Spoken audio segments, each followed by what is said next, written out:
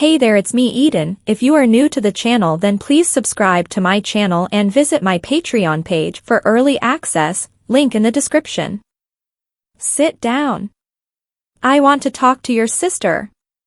My girlfriend, Karen, had just gotten home from work and, for whatever reason, seemed in a bad mood. Her telling me that she wanted to talk to my sister, as she referred to Christine, my femme persona, created real questions in my mind. Karen has known about Christine since day one of our relationship and has been more than supportive, encouraging and a willing participant in my predilections. At the time I was dressed as David, not Christine, dressed in jeans and a long-sleeved shirt. I think I do an excellent female voice, soft, while being alto and broad page 2 ranged. As I sat, I turned Christine on. I do something to make you angry? Sitting across from me, Karen smiled, not at all. Christine. You've been out of work 6 weeks now and haven't found anything so far. I was about to defend myself. Holding up her hand, I know, with Martin closing their plant, there's 2,000 other people out and looking too. Her smile broadened. I've got a deal for you, Christine. Marcy is going out on maternity leave in 2 weeks, leaving us with no one to fill in, since Julie got married and moved. I had a long lunch with Monica today. Laid out everything. I do mean the whole truth about you, Christine. She wouldn't promise anything more than to give Christine an interview, Monday morning, 9 o'clock. You're serious? Damn right, I'm serious. Look, right now, with your unemployment check, we're making it. What are we going to do when that runs out? I'll find something. Sure, right along with thousands of ex-coworkers. Right now, I doubt there are many jobs even pumping gas at minimum wage around here, and we both know how much money isn't in the checking account. I've long suspected that my boss had a kinky side, and she confirmed it by agreeing to the interview, Christine. But. No buts. Tomorrow is a holiday, and that gives us 3 whole days to get you prepared and to practice. Besides, you always have said how you fantasized about this. Well, fantasy just met reality. Karen had me pegged. Ever since I can remember, I've been a TV and this was one of my biggest fantasies. Karen got along fine with Christine and had broadened my experience base by encouraging me to go out, dressed, something I never worked up the courage to do before meeting her. We had the supper I'd prepared and spent a couple of more hours discussing everything and what we might do in the 3 days before my interview. Monica owned a design company, specializing in some pretty classy advertising, employing 20, all females. I'd met her only once, last December, at the Christmas party. Hispanic, fairly tall, with an exquisite face and thick black hair reaching to below her waist. Though politely friendly towards me, I could tell she was all business and not the type to have you want to be on her enemies list. Marcy, the pregnant one, was her receptionist, a very cute, petite brunette, with a pixie hairdo and face to match. All Monica's employees were attractive, no bow-wows in her employ, and she insisted on a dress code, no pants, no flats, nor the clean-scrubbed look. Also, only herself and Sherry, the office manager, were permitted to wear anything resembling a suit. Christine is quite skilled doing her makeup and fixing her bra length, dark brown hair into nice feminine hairdos, and has a fairly decent wardrobe. Karen, however, insisted that we go shopping in the morning to find just the right outfit for my interview. Since overcoming my initial fears, we shopped often together and I was quite fond of it.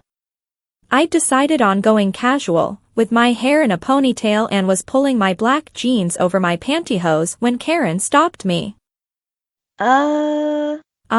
Christine. Take them off, not today.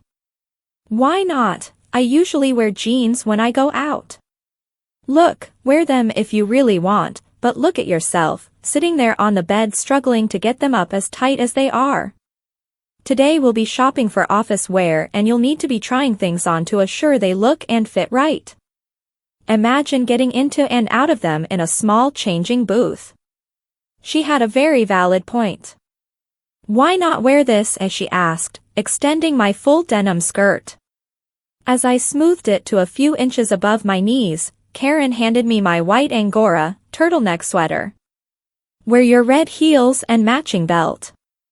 I carefully maneuvered my sweater over my head, avoiding getting any makeup on it, wrapped the 2-inch belt over fuzzy sweater over my skirt and went to the closet for the shoes.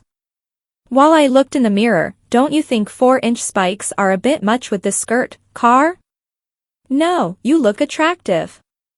Besides, Monica likes to see us in heels. Sometimes I think she's less, but seeing the guys she's dated, I wonder. You can use my red purse if you'd like. Karen had dressed herself all in black, snug turtleneck pullover, tight mini, tights and knee boots with 3-inch heels. Being early October, it was still warm enough that we didn't need jackets or coats. She drove to the mall, timing it to arrive just when they opened. Already, with the Columbus Day sales, it was crowded.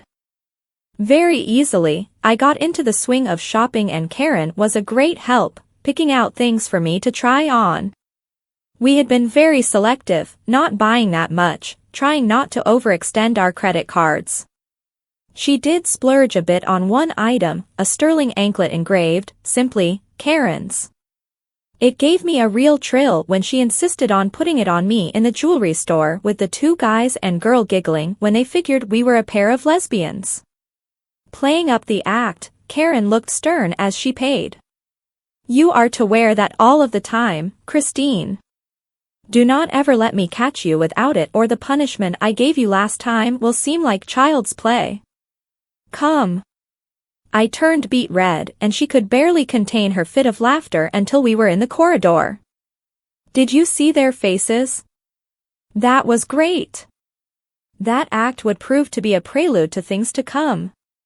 It took Karen all of Saturday morning to apply a set of super acrylic nails on me. They were over an inch beyond my fingertips when she finished shaping them and began to apply the first coat of polish. Karen, I can't wear nails this long. I protested. I'd tested these and, while feeling great, made doing simple things difficult. Can't? That's strange, you already are, she grinned. But I'll never be able to do any work with them. You'll learn. Necessity is the mother of invention. Her own nails were long, but only half the length of the set she'd given me. They looked gorgeous, and I'd seen her use her knuckles and sides of her fingers to do things that I was used to doing with my fingertips. You have the rest of today and all day tomorrow to practice.